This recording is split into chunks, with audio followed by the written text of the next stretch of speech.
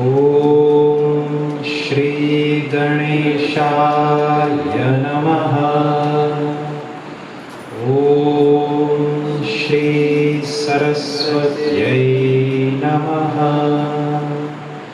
Om Shri Gurubhyo Namaha.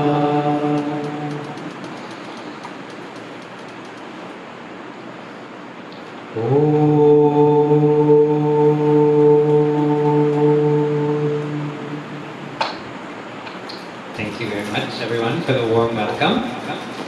And we'll begin with Gita Jnana, meditation on Bhagavad Gita.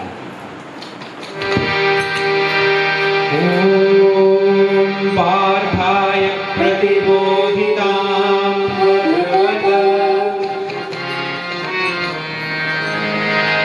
Om Parthaya Pratibodhitam Bhagavata Narayanena Swayam Vyasena Graditam Puranamaya Madhye Mahabharatam Advaitamritavarshini Bhagavati Ashtadashadhyayini Amba Tvamanusangadhami Bhagavad Gita Bhavatveshini Namostute Vyasa Vishala Buddhe Pullara Vindayata Patra Netra Yena Tvaya Bharata Taila Purnaha Prajvalito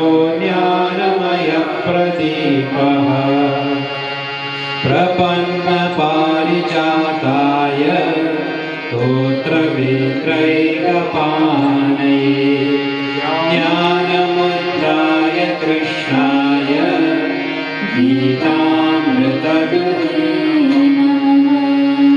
Sarvopanishado Gavo Totha Gopalanandanaha Partho Vatsasudhir Bhokta Dukkham Gitamritam Mahat Vasudeva Sudam Devam Kamsa Chanuramardhanam Devaki Paramanandam Krishnam Vande Jagadguru Krishnam Vande Jagadguru. Hari Om.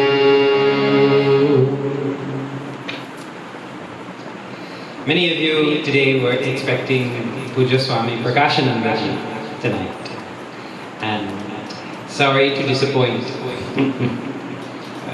I myself and Ginaji, we are disciples of Puja Swami Prakashanandaji, and we do the same teaching as much as we know, and we are posted here to Guyana, and this is the type of knowledge we learn, so that is what we share.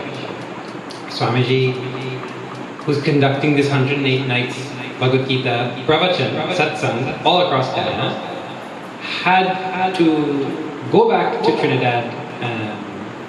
He has to go once or twice because of yajnas going on there, which he has been doing for decades. I mean, annual yajna you do for decades. That he couldn't cancel. So he's doing multiple yajnas at the same time. And so for a few nights here in Essequibo, a few nights again in West Coast, we will be taking those nights. We are also sad that he is not here. So we study our Bhagavad Gita and wait for him to return. Where we are in this wonderful text called Bhagavad Gita is, we have just started chapter 13. Chapter 13 of Bhagavad Gita, of the 18 chapters that are there, we have entered a new portion. I was telling last night, a new season, as though when you watch a show, a new season has come. And this is all about, the theme going on now is about Jnana Yoga, meaning to say that great spiritual technique by which a person unites with God, gains mukti through knowledge, spiritual knowledge. Means you can gain that mukti through devotion. You can gain that mukti through karma yoga. Now starts this section. Although it does not mean that the other ideas that were given earlier in Bhagavad Gita on devotion, on karma, are not there in this. And in the previous sections also of six chapters, 1 to 6, 7 to 12, these ideas were given also. But the great saints and sages categorize broadly this next section as that dealing with Jnana Yoga, or that section which has to do with our relationship with God. That's what's coming up now. Your relationship with God, what is it? Is He remote? He only here when you come for service on Sundays? What is directly? What is our relationship? And who is telling us about our relationship in Bhagavad Gita? Lord Krishna Himself. He Himself is going to tell. He started this topic in chapter 7 of Bhagavad Gita, promising Arjuna that if you listen well, you will understand me. You will get knowledge and wisdom about me. And that is all you need to know in life. And just one verse ago, last night we saw in chapter 13, again Bhagavan mentioned that this knowledge, he considers this alone as knowledge. Tat jnanam matam mama. I consider this alone, what I'm going to tell you now about me, about our relationship, that alone is knowledge in this world. Nothing else that is really matches that in its impact on your life. Knowledge is supposed to impact your life, isn't it? Well, you could learn things that have no impact. Now more than ever, if you sit on your phone and you scroll for 45 minutes, an hour, and then you put the phone down and someone asks you, what did you watch? If you're watching reels, you say, well really, I don't remember what I watched for 45 minutes. What did you learn? I don't remember learning anything. A lot of information went in, a lot of thoughts went on, a lot of jokes, smiles, whatever, decisions, don't want to watch this one again, whatever. But at the end of it, nothing. That wasn't really worth anything for my life. Bhagavan goes so far to say, all that we learned in maths and science even, in literature, poetry, all of that, compared to what you're going to learn now, that he wouldn't even call that knowledge. Meaning to say it like this, not really insulting, that it is just to glorify this. Sometimes you put something else down to show how great this is. You know? Like, you could say, man, East Coast has nothing on Essequibo. When you say that, not to put East Coast down, but to lift Essequibo up. Just to point out, really the knowledge that removes sorrow in our life is this knowledge. And what exactly is that? And Bhagavan added, it's not his knowledge, even though he is authoritative. This is what the Gita, the Upanishads, the Ramayana, the Puranas, this is what Rishis have been telling through all our scriptures in many different meters, in many verses. They've been singing this, what I'm about to tell you, Arjuna. So what is it that Bhagavan is going to talk about? So, in the beginning of the chapter, somewhere along the lines in history, somebody added a verse. Verse number 1 of chapter 13. If you have your Bhagavad Gita there with you, and if chapter 13 begins with Arjuna said, that verse is not original. That verse is added. Arjuna asks Bhagavan to explain 6 terms. He gives Bhagavan an example. okay, please you explain these 6 terms for me. And of the 6, I emphasize just 2 for everyone to know, and that is Prakriti and Purusha. Say those for me. Prakriti and Purusha. Prakriti, Purusha. Very short words. Prakriti, Purusha. Those are 2 words. And if you have to give a simple translation, which is not a full translation, a poor man's translation, right? You'll have to say that is equivalent to matter and spirit. If you're just putting your foot in the topic, wading into the topic, you start, okay, Bhagavan is going to talk about matter and spirit. And he gave a definition for what is matter. Another word for Prakriti, matter, he gives another word, kshetra, or field. And I was telling last night, field like, we have so many fields. Just, if you look, the whole Esikibo is rice field. Another word for this world made of matter is called field. And another word for spirit is the one who knows the field. Kshetra and Kshetrajna. These words have been given. So Bhagavan begins the chapter by explaining. You just listen, I'm telling you word for word what is there. Right? But he says, O Arjuna, this body is called the field. And the one who knows this body, he's called the knower of the field. Well, that is very simple. I just learned one verse of Bhagavad Gita, finished. Easy peasy. The body is called what? And the knower of the body is called what? Right there you have one verse locked away for us to real life. Idam shariram kaunteya kshetram avidiyate. This is called field. Right? And great knowers called the knower of the field, that's kshetrajna. Then Bhagavan adds another line. He says, the knower of the field is me. He referred to himself. I am the knower in all fields. Huh? What? Wait a minute. You just said this body is called the field. That was okay. Then you added, you are the one who knows this body? But I am the one who knows this body. Not you. Oh Bhagavan, I don't mean to step on your toes or say anything what you're saying is wrong, but that doesn't match my experience. Right now, do you know your body? Well, if a mosquito bites you, you know it very well, isn't it? Very intensely. You're aware of your body? All 10 fingers and 10 toes and 2 eyelids, and you're very aware. You can feel the breeze. If you just ate something, you might be hearing it also gurgle with the tummy. You know your body very well, correct? You are knowing that, or Bhagavan is knowing that? Which one? Well, I'm knowing it. I don't know why he's saying he's knowing it. So that has to be explained now. But Bhagavan gave definition. This body is called field.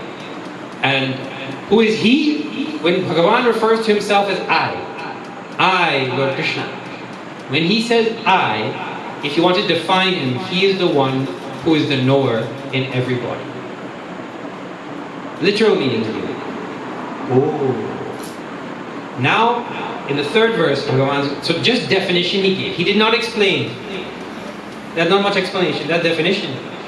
So now Bhagavan is going to go into one by one explanation of these things. And as he explains, what he will do is he will bring you closer to him. By using your thoughts, your intellect, your analytical ability.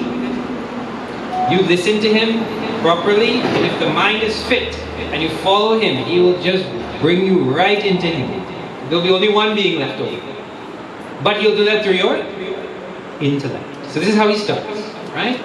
Then verse 4. Bhagavan said, like I told you, this is not his knowledge. The Rishis have been singing this through all the Shastras, and it is full of logic, and it is the experience of so many saints and sages. This knowledge about the field and the knower of the field. And I told last night also that why would Bhagavan name my body as field? We give different names for different things, for the same thing in different contexts, you know? Like when I first learned to drive, I grew up in Toronto. And when I first learned to drive, I got my dad's old van.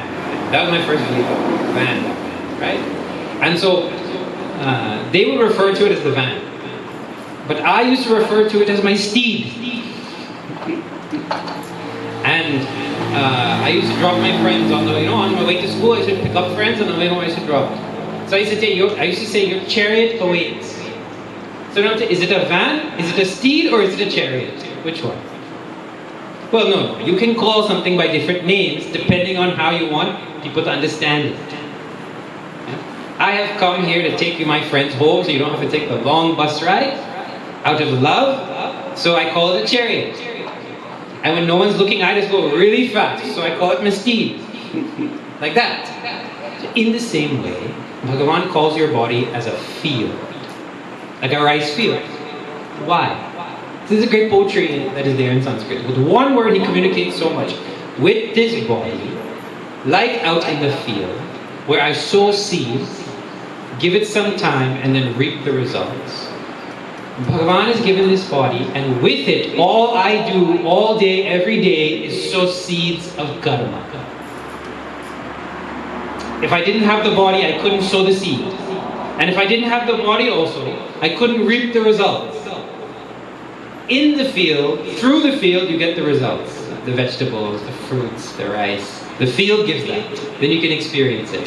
Only when you have a body can you experience what it is to get soaked in the rain, dried by the heat, get hungry, then eat some nice fruits.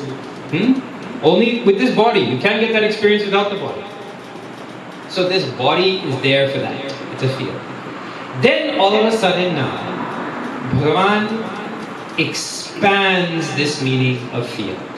Right now it just, where my skin ends, that's where the definition ends.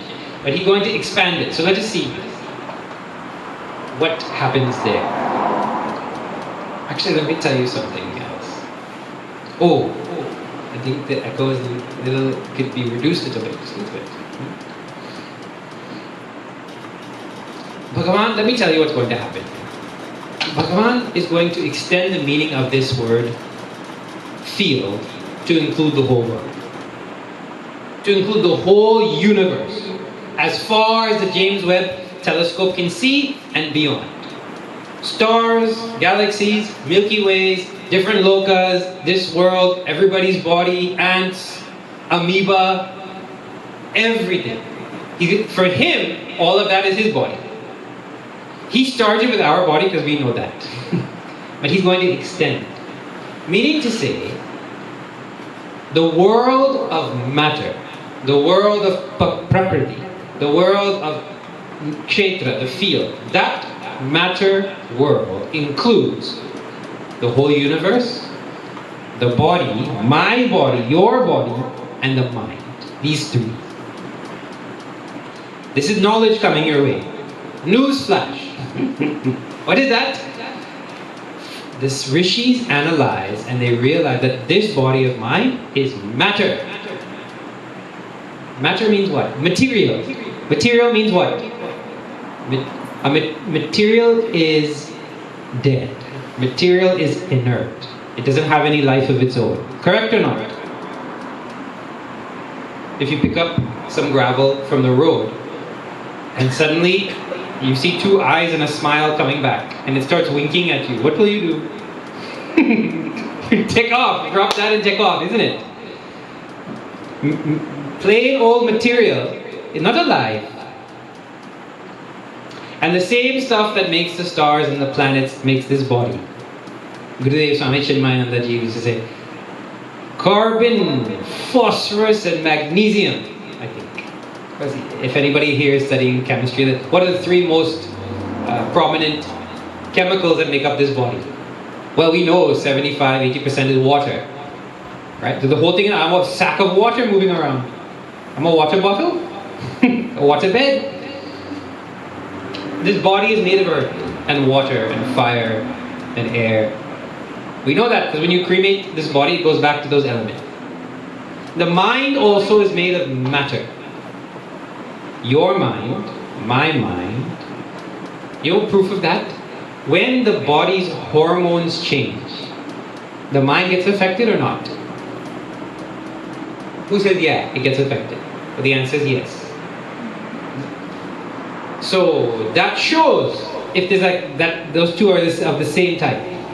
There's some connection there. Interesting. So Bhagavan is going to categorize things that we usually call ourselves as matter.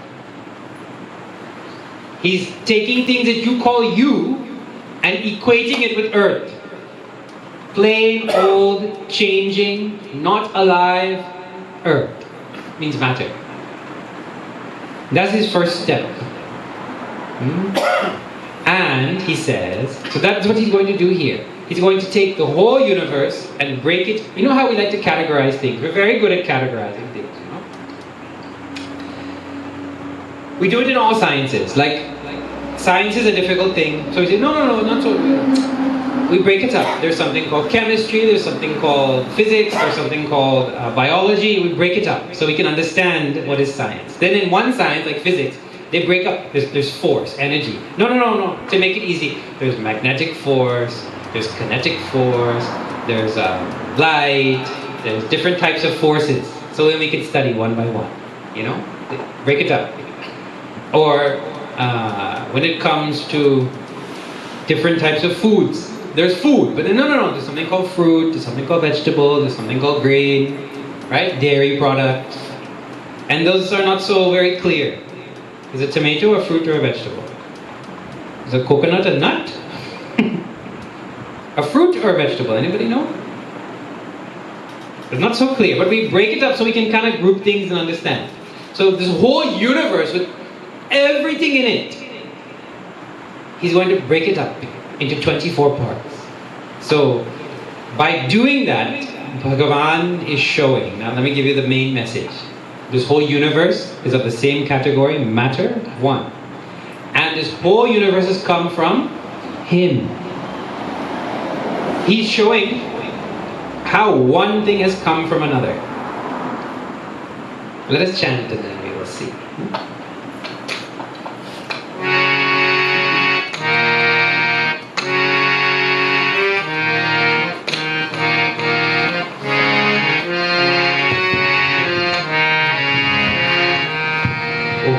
So now everybody will have to chant Shri Krishna Sharanam Mama. Now, the reason we all have to chant is because there's a very important rule in our tradition, and that is a very simple one. Whatever you do in life, you will get the results. And whatever I do in life, I will get the results. So if I come and chant and sing and all that kind of thing, who will walk, and I chant the name of the Lord, who will walk away with blessings? Me. And if you sit and watch me chant, you won't walk away with blessings. See, sooner the microphone and the sound box and the mixer will get mukti than that person who sits there and doesn't chant. Because at least that the sound is coming through them. They'll get mukti sooner than the individual who just sits there. So that's not fair. Why should I come and chant and get all the blessings and then you don't get any? That's not nice. So what we have is, while I chant the verse, then you get to chant the name of the Lord. And then like that, back and forth. So everybody, please don't miss the opportunity to chant.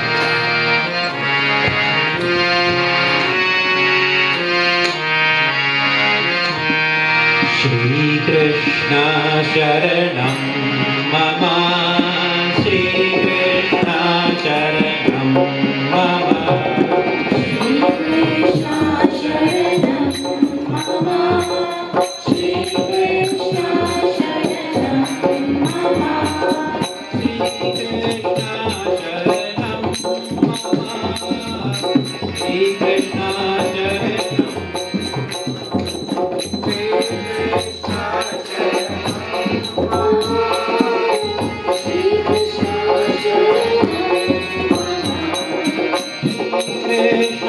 Sharanam Mama, Shri Krishna Sharanam Mama, Shri Krishna Sharanam Mama, Shri Krishna Sharanam Mama,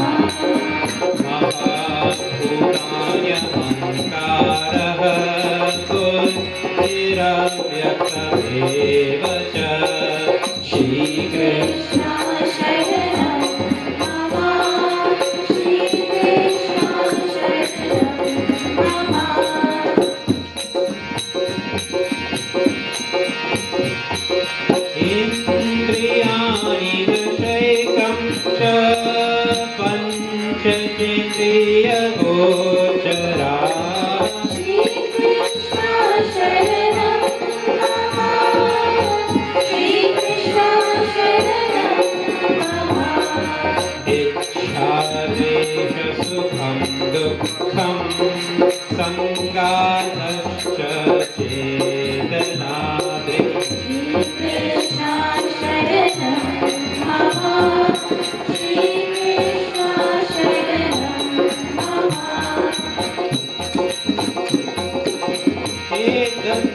kshetram samasena savikaram udahritam. Everyone, Shri Krishna Sharanam Mama, Shri Krishna Sharanam Mama, Shri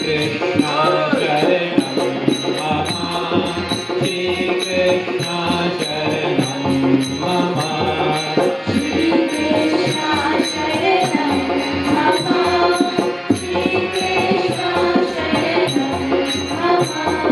Shri Krishna Sharanam Mama, Shri Krishna Krishna Kanhaiya Lal ki jai.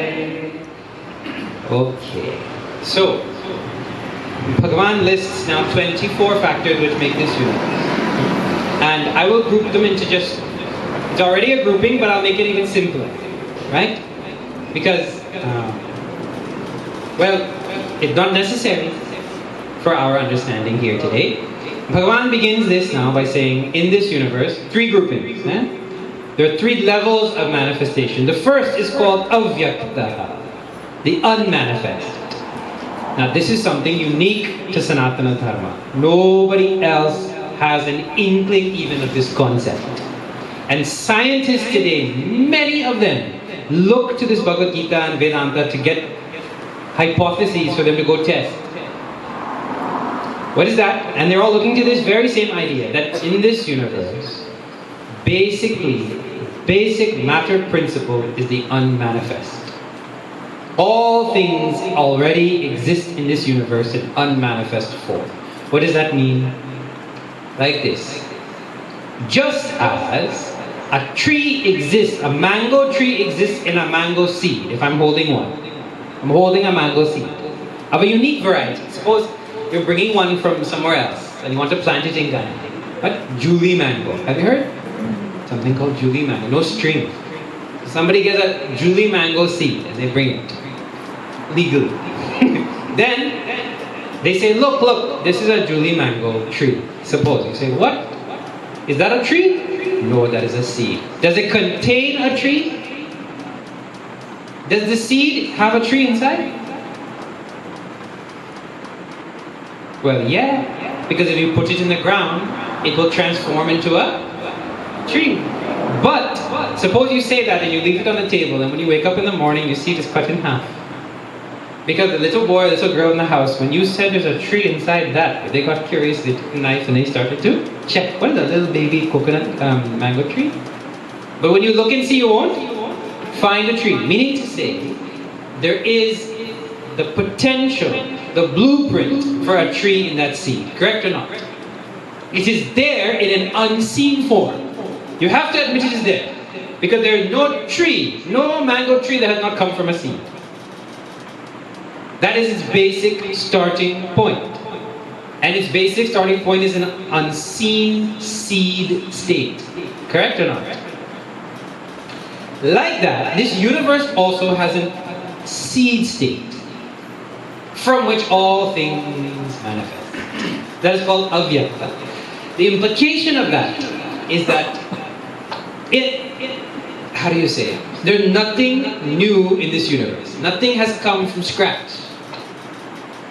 Somebody might say, I invented an idea, I made a new tune, I made a new poetry, a new love song, a new style of car, a new something like that.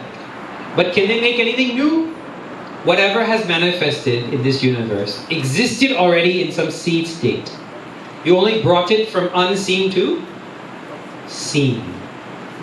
This is Hindu metaphysics, epistemology, and all of that. So that's the basic material from the universe. The whole universe is there in a seed state. Then, from that seed state came something what we call in philosophy as subtle. Something subtle happened. And from the subtle universe, the gross or manifest universe has come. So 3 stages: unseen, unmanifest, subtle, and then gross. Now what does that mean, subtle and gross? Well, one mom, pregnant mom, was there at home, and the toddler came to her, and she was like, no beta, that is not fat. Mommy's not getting fat.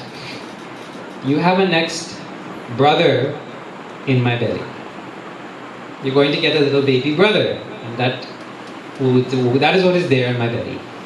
Now for a toddler, looking at his mom, he's not going to understand how in the womb some being is there. What can he see? He can only see the belly.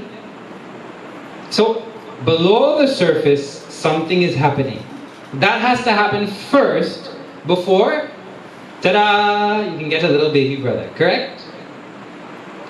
In the same way, if I were to ask you, or suppose someone were to ask you 1 week from now, you had gone for the 76th night of Bhagavad Gita? Yes, I had gone. What did they talk about? Now, 1 week later, what did they talk about? You remember there was something about a baby brother and a toddler and a pregnant mom. Yeah, wait. So, you'll become quiet. And in the mind, you will think baby brother, something about this universe, different stages of manifestation, something called subtle. Oh yeah, he was talking about how Bhagavan has manifested in this universe. You might, if you're listening well, you might say that. Now before you say those words, he was talking about how Bhagavan manifested this universe. Something has to go on in the mind first, correct? Something silent, something subtle, something unseen is going on. Then only the words come out. In the same way, this universe manifests, Bhagavan explains, from that seed state, first comes the cosmic intellect. Mahat it's many times called. This is not given in order. Then comes Ahamkara, the cosmic ego, if you say. Then from that comes the subtle 5 elements, and from those 5 come mind, and the 5 powers of perception, and the 5 powers of action, and the 5 gross elements, like that. He gives a whole list of things. Now that is a big science to be studied. Each one has a great meaning. But implications anyone can understand. What is the implication? It goes like this. And I was telling last night also. In this universe, there is both a physical realm and a subtle realm. That's one basic point. The subtle realm contains, now that list was given here, mind, senses. And when you say cosmic intellect and cosmic ego, it means all the laws of the universe. Life. So if you were to make 2 lists in your own life of the things that you have, gross, physical, visible, and subtle, unseen, tangible. Subtle means not tangible. Let's make that list together now. See. In the physical side, you have your clothes, and you have maybe your spectacles, and you have your phone, and you have your house, and you have your family, and your land. Correct or not? A long list. You have a passport, or whatever. These are physical things you have. All very important. Then what subtle things you have? Well, subtle things are like beauty. You have beauty in your own life or not? Well, yet you cannot say in Essecubo you don't have beauty. All you have to do is look up and look out. And the land is beautiful. You have a beautiful land, right? Then what else? So you have the perception of beauty. You have love, experience of love in your life. People love you, you love others, you love we love so many things. You love your blanket and your pillow, and your favorite TV show, and your favorite bhajan, and you have things you love. See, these things I'm listing, they're all subtle. Can you ever show somebody that love? Explain it to anybody? Very difficult. What is the color of the love? What is the smell of it? Is it rough or is it smooth? You can't point it out. You can't put it in a bottle. You can't put it under a microscope. You can't take a picture of it. It is something subtle, but it is there. Not tangible, but it is there. Love, beauty, meaning. Like your life has meaning or no meaning? Well, some people have debate. I feel like my life's meaningless. Some people, I have a great mission in life. But meaning is something subtle. Purpose, harmony, satisfaction, life itself. Life, you wake up in the morning and you have life pulsing through you. glow that comes through, digestive power, power to see, power to smell. Those are not physical things. That list is long. And between the two now, all the things that you have and all the subtle things that are there in your life, which is more important? Now this people don't ever think about. This is the case for spirituality, This is how you can convince any modern atheist, any modern Hindu doesn't want to come temple. This is the most compelling thesis you can give them. Why they should be involved in spirituality. See this thing. Between the two lists here, which is more important in your life? You might say, like everybody teaches, from TV, movies, songs, everything. Money is the most important thing, everybody's telling. And in many ways, money is important. But you have to check and see all the things money cannot buy. Can money buy hunger? No. So if you have indigestion, and you can't eat, and that day they bring the best barsad, pera, and the, what you call that fat kurma, mithai and all that, they bring that. And now you can't eat anything because you have indigestion. Can all the money in the world save you? No. If you can't sleep at night, you have insomnia, can money help with that? No. If you don't have discipline and you want to be more disciplined, can money help with that? No. If you don't have friends in life, can money buy friends? Well, if it can buy them, they're not friends. If you can buy a friend, they're not real friend. No. See, can money, and then happiness is a big one. That's a debate, but it cannot. So money is good and it can do so many things, but it can't even give you hunger, which you need to enjoy any food. It can't give you sleep. Can't give friends also. And the joy of being friends with people. It can't give loyalty and cannot make you loyal. And loyalty is a subtle thing. So there are subtle things in life and they're more important. What is, you tell me, what is all the house and people and cars and land and everything, visa and cottage out in America, whatever. What is all of it worth if you don't have happiness and love and somebody to enjoy it with and the ability to enjoy it? If your senses lose their power, if you lose your sight. If you lose your sight, what is all that worth? I have to have all these things in order to enjoy those things. And if I have these things, I can make those things back if I lose them.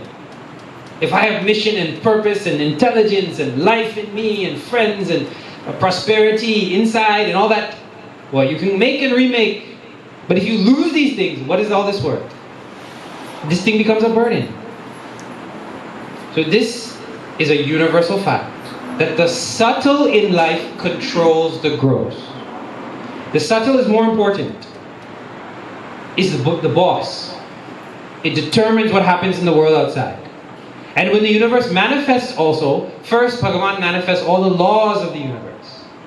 And all the senses. And mind. And then he manifests from that the gross world. That is the final effect. And according to the plan and the law of karma and all that, then the world of material does what it has to do. It's not the other way around. These are implications. So, spirituality is that science by which you master, delve into the subtle. You think in UG they're going to teach about the real purpose of living? Any class on the purpose of living? But I went to a great university in Toronto. She also went to a great university in Montreal, Canada. And they didn't teach that. What is the basic meaning of life? I took all the philosophy courses I could take. And at the end of that, my philosophy teacher said, you know, I was going for extra hours for questions. No, you're on the wrong track. You will study what Socrates says and what Kant says and what Hegel says. You'll study what they say. But finally, even me, the professor, I don't have any opinion about what is the purpose of life. I get to tell you what this one said and why this one is good from this angle and that angle. But finally, nobody has found the answer what the purpose really is. That's not the purpose of studying philosophy. I said, what kind of joke is this? I entered philosophy so some great person could explain to me, well, why are we here? He said, no, that's not what we do. We compare and contrast the different thoughts, but he was of the opinion you can't find that purpose of life. A top university. So I gave that up because I realized that's a waste of time. But there is such a thing as a purpose to life. Sadhana dhamma moksha karata. This body is nothing but a doorway to freedom. That is taught every day when you come satsang. So, meaning, purpose, spirituality is meant to master the spiritual side. So these are some basic, and there are so many implications to be said about this. See, these are some of the basic ones, like that. So, Bhagavan has listed the universe of matter, and my body and my mind belong to it. And the subtle realm controls the gross. And all of that is considered matter. Then, if Bhagavan is going to explain to me matter and spirit, and then he says at the end, and O Arjuna, I briefly, samasena, savikaram udahritam. I have explained to you briefly, with all of its modifications, this material world. In 2 verses he did that. I left out a few words, let me tell you that now. When that mind interacts with the world, then it has all of its emotions. Ichcha, dvesha, sukham, dukham. When that mind interacts with the world, then it gets its happiness and its sorrow and its likes and its dislikes. We talked about that. I put that in the realm of subtle. Right. He manifests the world. With that manifestation, we get a body. And with that body, we go and experience the world, and then we get different experiences in the mind. And all of that is called matter and spirituality.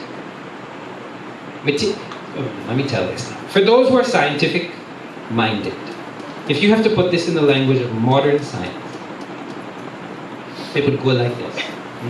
See, first of all, science has a big question, a big mystery. How are spirit and matter mixed up together? And they're so blinded or so confused about this mystery, they don't even know in which branch of science to put this question. Does the study of consciousness belong to psychology? Does it belong to neurology? Does it belong to physics? Where does it belong? That also they don't know where to put it. They don't know, did the body make me alive? Did the body and life, are they properties coexisting together? Is one a product of another? Is it, they don't know what to say about it.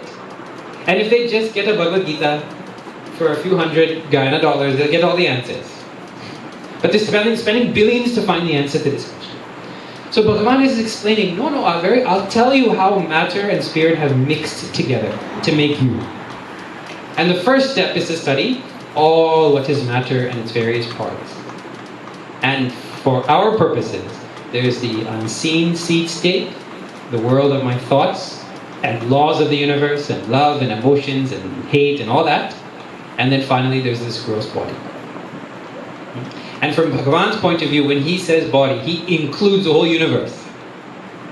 Because this body is made of the same things as the whole universe. So after explaining all that about the world, now you expect, Bhagavan, you did 1/2 matter. Now I think you're going to tell me about spirit. That's what I think is going to come next. Because that's logical, na? You're going to explain Prakriti and Purusha, matter and spirit. You told me about Prakriti, which is also called the field. Now you're going to tell me about Purusha. Let's see what he says. Okay, now, where is this verse?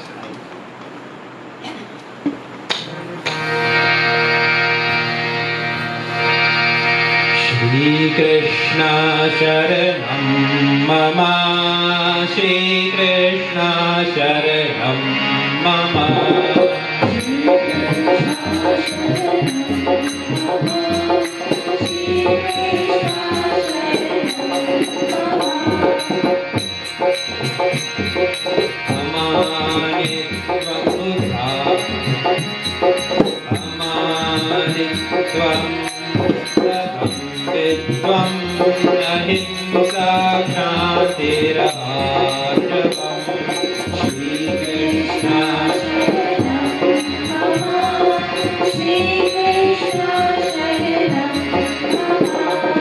Acha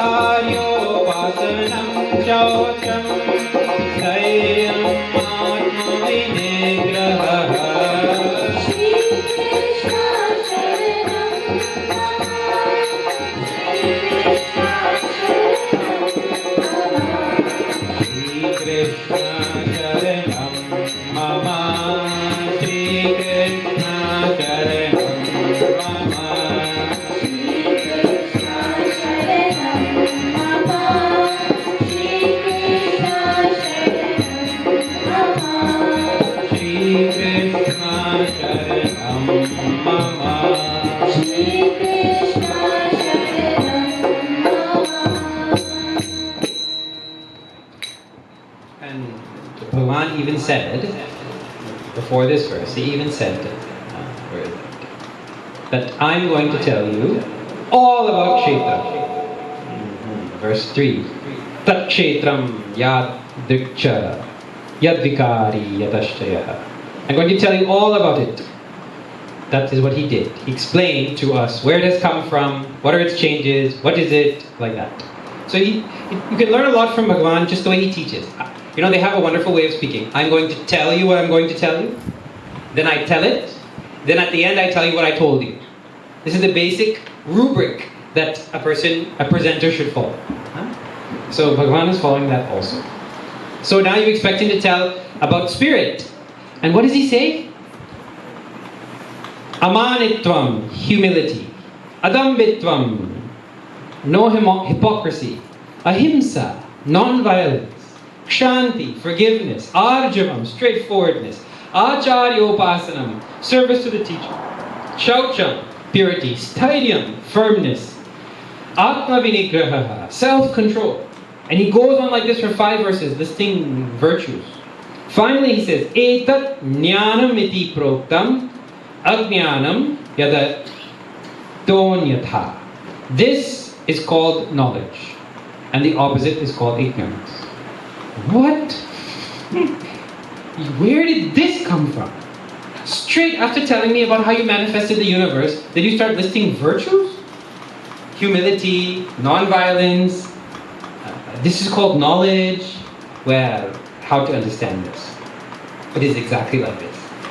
Before Bhagavan is going to reveal to you and I what the spirit really is, first, a person needs to have their mind ready. And he goes so far as to say, just by making the mind a fit instrument to hold this knowledge, that fitness itself, I'm calling it knowledge. See, usually we don't call fitness for something as knowledge. See, if you get into engineering school, right, you get accepted. We don't say at that point you have the degree. Correct? We never say. Bhagavan is saying if you make your mind fit to gain this knowledge, that itself is the knowledge. This is the only place in Shastra you ever find qualities of the mind called as knowledge itself. Why? Because Bhagavan is emphasizing, and please see this, this emphasis is exactly why in Sanatana Dharma we have produced for generations some of the most brilliant thinkers. Ramanuja Acharya, many people know. He was a famous mathematician. Yeah. Seriously. There is no tradition on the planet that has dedicated so much time and effort to removing from the human heart the undesirable qualities as Sanatana Dharma. We don't have just any simple list of what we should do and not do. We spend lifetimes dedicated to making this mind of ours fit, pure, subtle, sharp, capable to grasp divine things. A huge section of Sanatana Dharma is on that alone. So if you have a society for thousands upon thousands of years, whose whole culture from birth itself is to refine the mind and make it capable to grasp really divine things, well, naturally they'll be good at maths and science, and they'll invent things like surgery and warfare and Ayurveda and all that. Naturally, so much knowledge has come out of Bharat. But it connected to this, that our lifetime and time should be spent in making this human equipment fit enough to grasp deeper things. Like, You don't have to have a very subtle, powerful, pure mind to understand, is that LBW or is that not LBW? Should he be out or not out? You don't need that much knowledge for that, right? But if you have to understand something deeper, like what exactly is arrogance? What is not arrogance? Do I have it? Do I not have it? That's something even deeper. Because it has to do with something inside which you can't see. LBW you can see. Correct or not? But my own thoughts I can't see. Then you have to go deeper than that. And where are the thoughts coming from in the first place? Why am I angry? Why am I sleepy? Why am I frustrated? Why am I suddenly happy? If the mind had to turn on itself and look scientifically and analyze, I tell you, you just sit for 2 minutes to say, okay, let me see what's going on in this mind. And everybody knows what will happen. Correct? As soon as you stop doing all that stuff and you sit and you look in your own mind, you fall asleep. I mean, the mind has to be so awake and alert, more alert than when you're driving and trying to take over past the tractor and the... More alert than that to see what's going on inside. So, Bhagavan is saying, actually, the knowledge is the easy part. We'll put that for last. Life should be spent here on these values. So he lists 20 values. And just now, if you've been following in chapter 12, he listed a whole set of values. And just further after this, in chapter 16 and chapter 17, he lists another set of values. It emphasizing the importance of developing values in our life. While you're not in satsang, while you're out of the mandir, the only other thing we have for you, not only, but the main other thing we have in Sanatana Dharma to be doing is to be refining your mind. You either come to satsang and expand your knowledge and apply that mind, or go back out into the world and refine it out in your daily duty. These are the basic things that are there. So now, see how beautiful each one of these is. And of all the virtues that you could ever choose, Bhagavan has to choose one and put it first. You know, like if you're writing a card to your mom, Mother's Day card, and you have to list the things you love about your mom. You don't put first, I love your sweet rice. But that seems shallow, isn't it? Who carried you for 9 months and took care of you and all that, and that's all you can think of? You don't put the superficial things first. You put the most important things first, correct? Whenever you put an important list. So now Bhagavan has to put one first. So take a guess. Take a moment and you guess in your own mind, what is he going to put first? Most important virtue in the mind of a seeker of this knowledge. Take a moment. Choose one. When you've got one, smile, so I know. Those who are not smiling, they don't have one. This is a guess, it can't be wrong. And then Bhagavan now tells. The very first quality he gives there is amanitvam. In Sanskrit, when you put an a in front of something, it means not. So amanitvam means the absence, not having man. Man is a Guyanese word also. I heard it growing up. Man. Abhiman. If you say that man have real abhiman, what does it mean? Pride, arrogance, like that. Right? Man is the key word there. So, what does it mean? It means that quality where you overestimate or you praise yourself in your own mind. That quality. Where you think you are great, despite whether or not you're great or not. Despite what other people think. To think I'm great. That is called man. And aman will be the absence of that quality. The absence of that such self-conceit is called what? Humility. Vinaya in Sanskrit. So number one quality Bhagavan puts for a seeker of knowledge is what? Humility.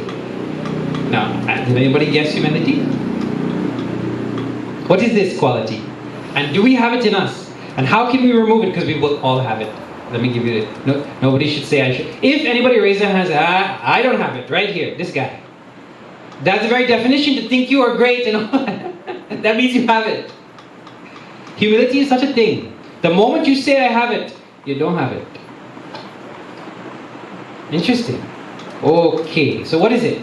Now, how do I know how much manitvam, how great I think I am? Well, there are some signs. Rishis give some signs. What is that?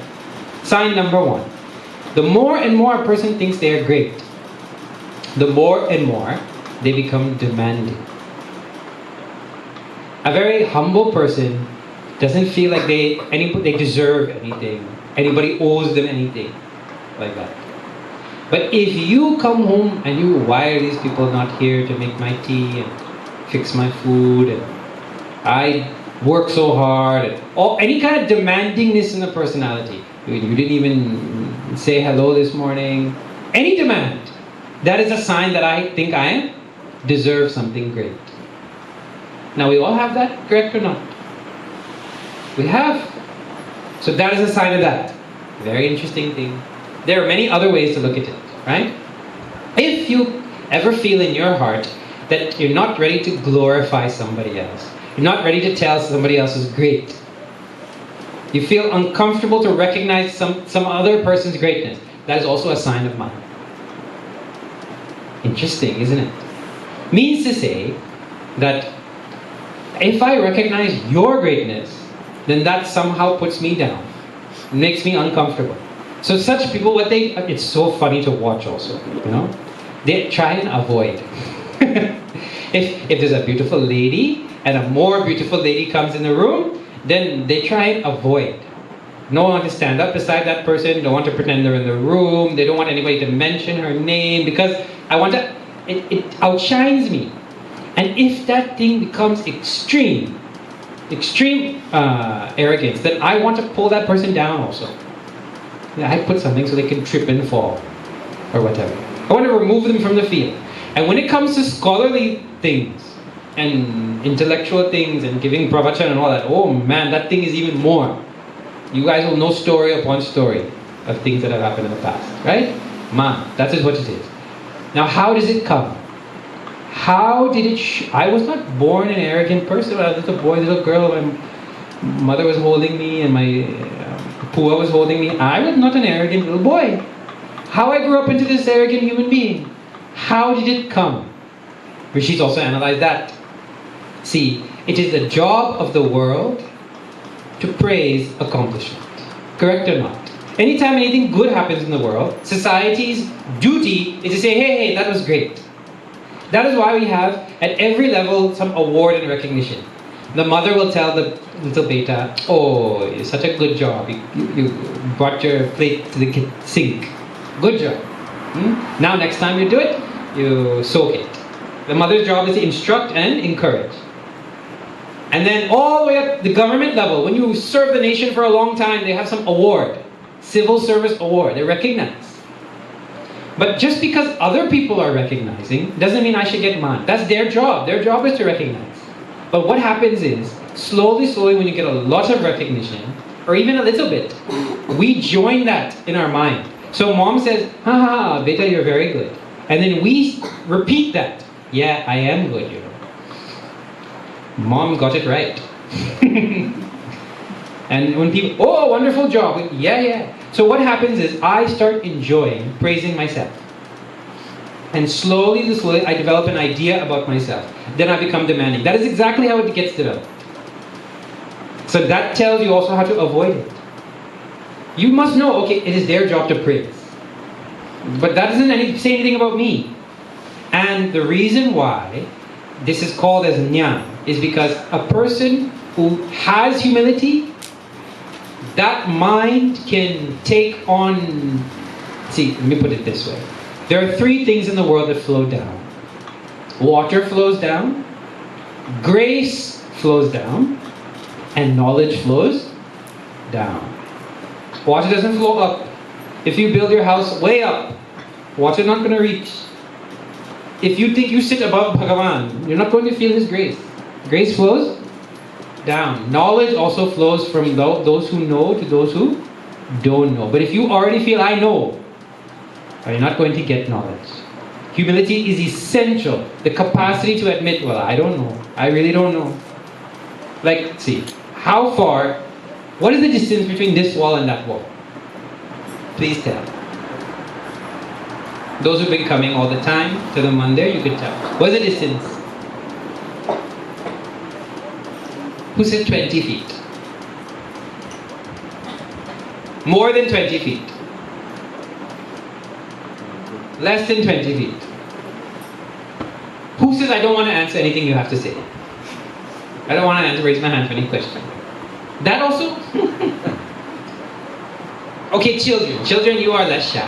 Who said this is 20 feet? Raise your hand. More than 20 feet. Less than 20 feet. Okay, well, we did this experiment for real. And we got everybody to write on a piece of paper and put it. Because we knew this wouldn't work. And everybody wrote their own. When you ask people to write, then they write. Some people write 22 and 5 inches, I feel. Right.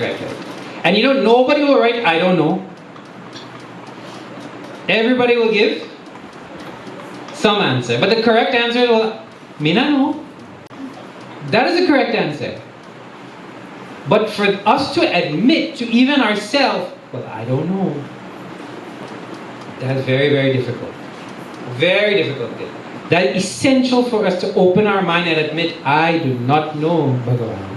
You have to tell me. First quality. Right? And if you don't have that, and you have the opposite, that is a huge, insurmountable obstacle in gaining knowledge. Huge. You're never impossible to get knowledge if you don't have humility. Just see. This is the type of analysis you have to do when you're lying there in a hammock and you're watching up at the shed. What are you thinking about? It's these type of things.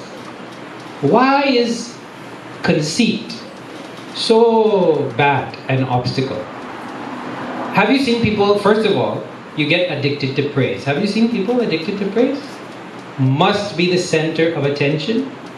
Must be the center of focus. Have you seen? Must get the mic and must be a say something. How did they get there? How did their mind get to that state? I told how that thing developed. And once you get addicted to that type of thing, like any addiction, if you're not center stage, well, you feel very out of place, difficult to even exist. That person can't gain knowledge. They have to first gain some humility. And this type of thing, there's so much to say. I want you just to see, lack of humility covers the mind from so many facts about life. Basic facts. It steals away your ability to see things properly. Did you know? A simple thing like being conceited steals away your ability to see life. See, fact number 1. No matter how good something is that I did, it can always be improved upon. Correct or not? Correct. So no matter what anybody says about anything great you did, it's not perfect. That's a basic fact. So you should keep that in mind. But we miss that. And if anybody points out any little chance for improvement, well, we lose our talk. But as a fact, everything can be improved. See, another fact, right?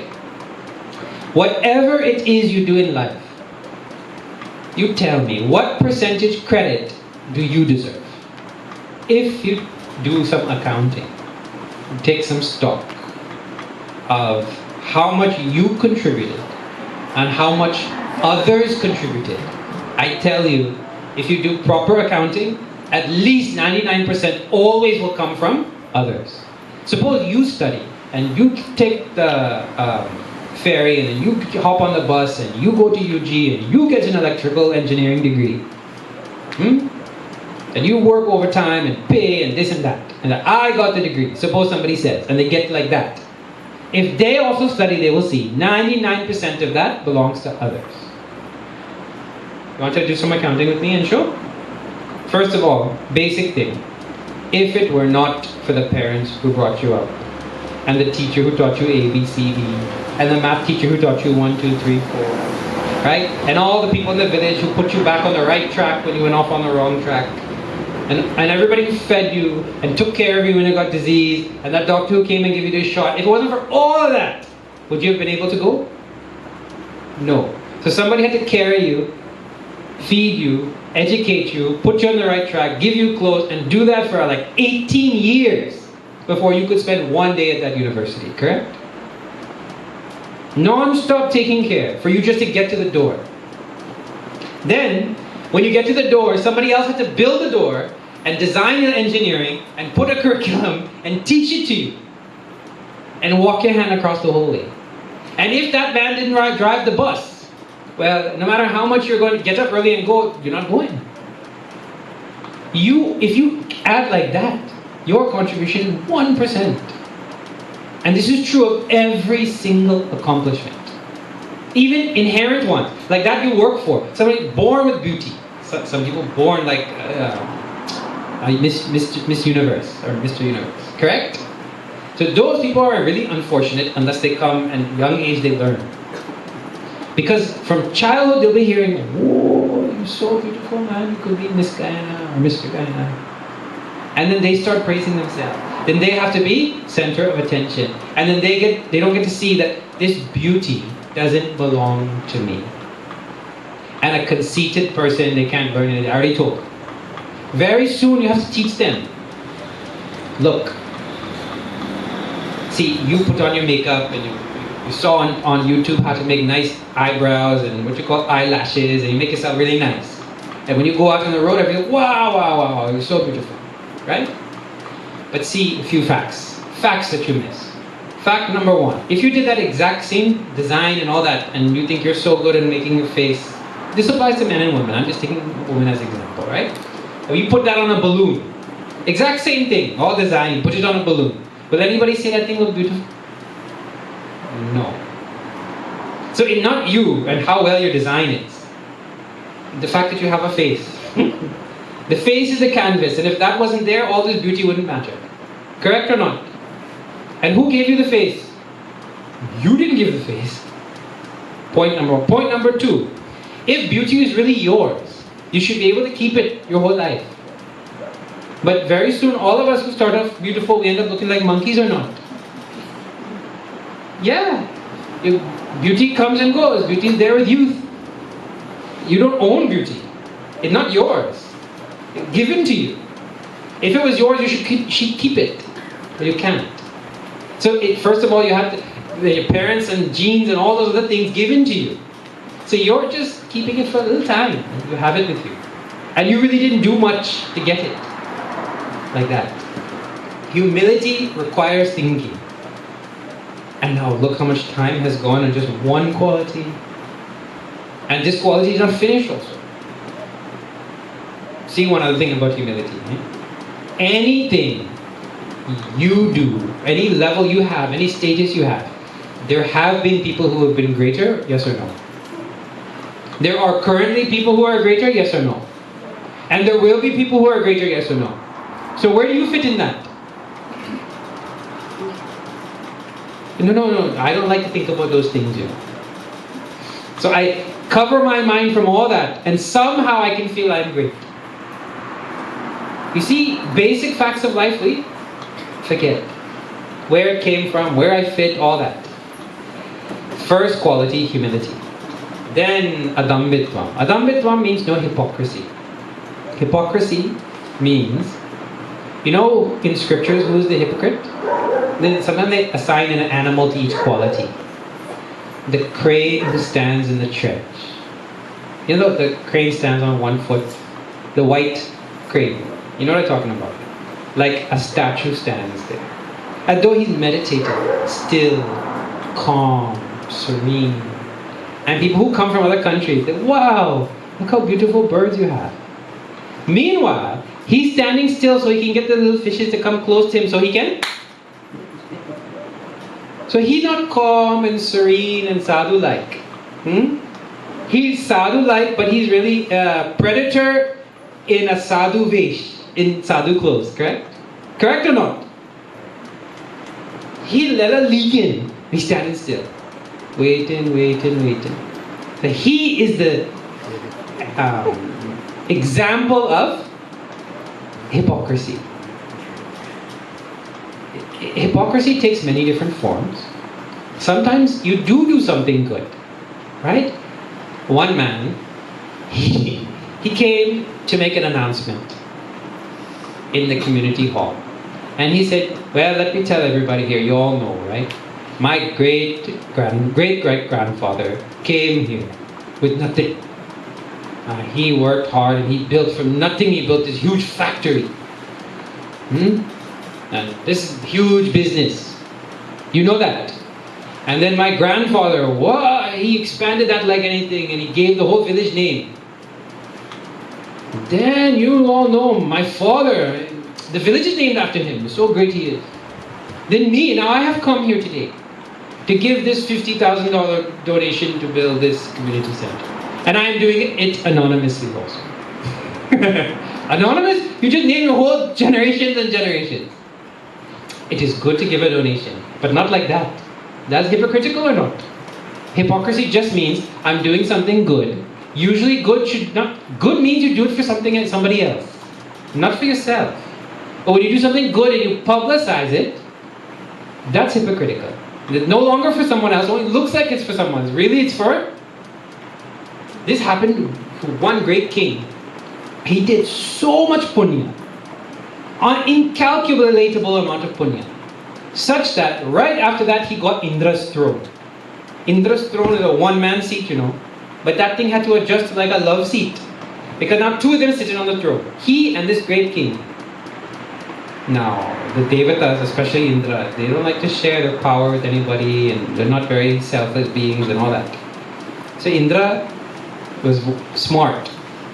He asked the king, wow, this never happened before, that someone came straight and we are sharing the throne of Indra, king of Devatas. What did you do to get here, huh? And so he started from the beginning. He talked for like a week about all the different things. And the moment he finished with the last thing he did, but he came back to Martya Loka.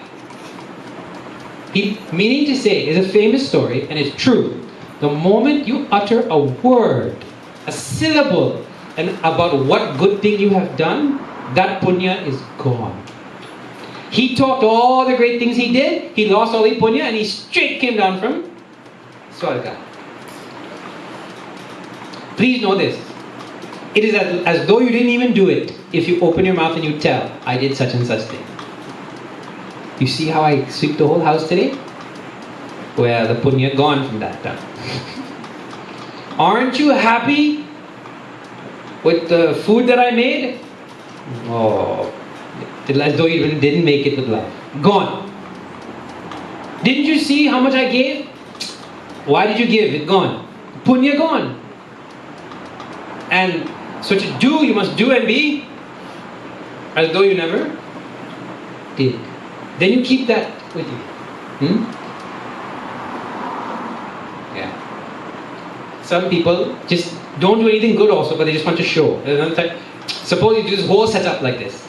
And right before when I sit and all that, then one man will come from the back who just came also. And he come and go, wait, everybody stop. He come and he go, oh yeah. And he go and he gone. He just want to show that he parted the whole scene. And he gone again. He didn't do anything. People are there like that or not? They just want to show. But they didn't do nothing. They're all hypocrisy. Like that. So that has to be given up also if you want to get jnana. Now this thing goes on and on. Yeah. Okay, so we have to stop here. We have only seen 2.5 verses. And our run rate, 700 verses over 108 nights. You have to do 6 verses a night. Somebody has to bat a 6 later on. But the other side of it is we took our time and we studied 2 qualities a little well, right? And the 2 most essential. Having what? Humility and no hypocrisy. And if you want to hear about the most supreme, the Shastras talk about the most supreme of virtues, ahimsa. Well then, you will have to hear about that tomorrow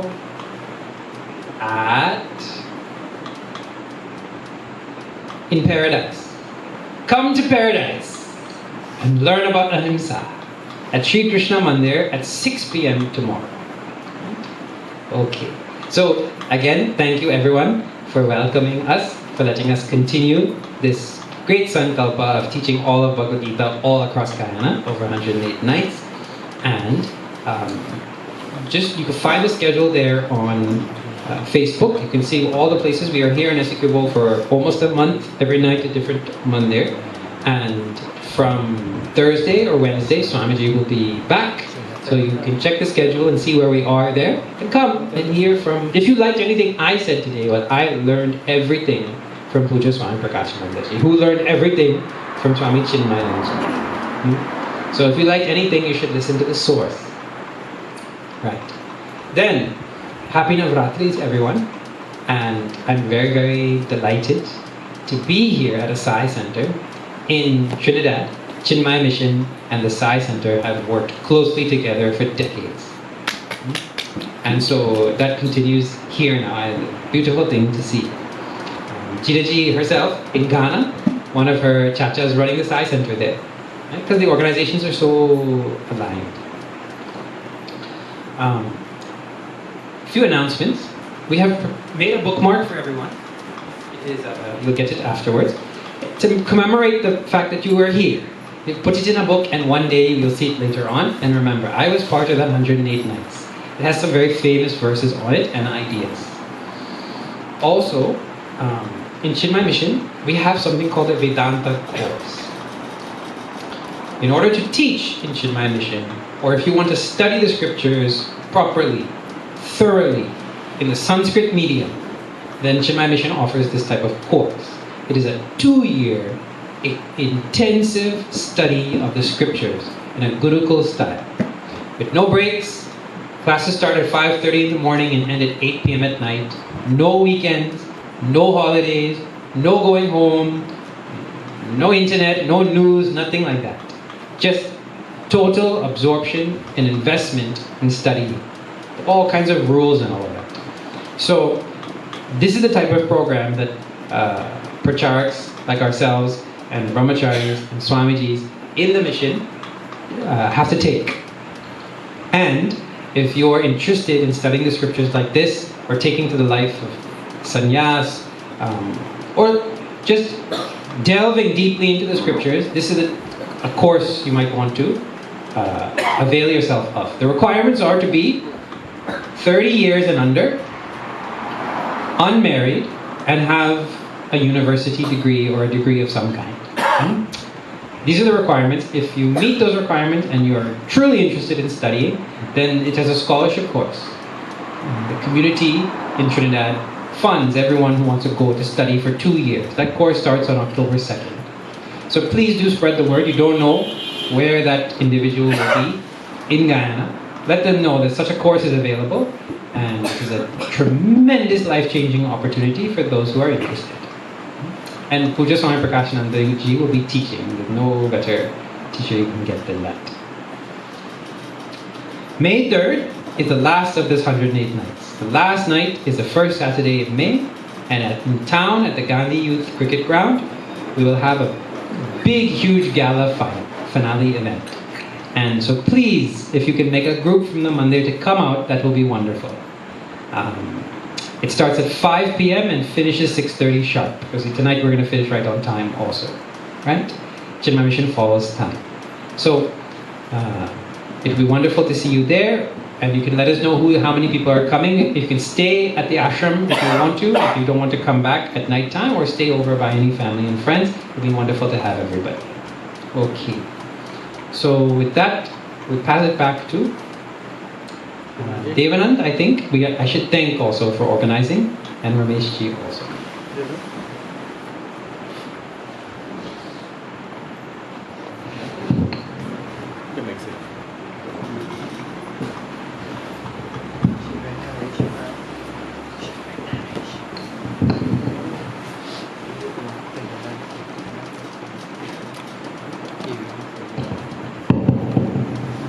Most loving Sai Ram. Panuji. I was sitting in the corner, believe me, in waffle, to observe all the information that you're passing. I'm 75 years, I can't completely do that. Well, I'm trying to remember 1.5%. Brothers and sisters, I'm extremely happy to say how happy members of the Sai organization are to have you here again. I can assure you, you can come again. When you come tomorrow night. Yeah. Come tomorrow night and let us sit at least for an hour or two. Brothers and sisters, I suppose most of you, if not all of you, must have had some inside feelings that what this good gentleman is saying, if you don't have that requirement, we will. It is indeed a pleasure for me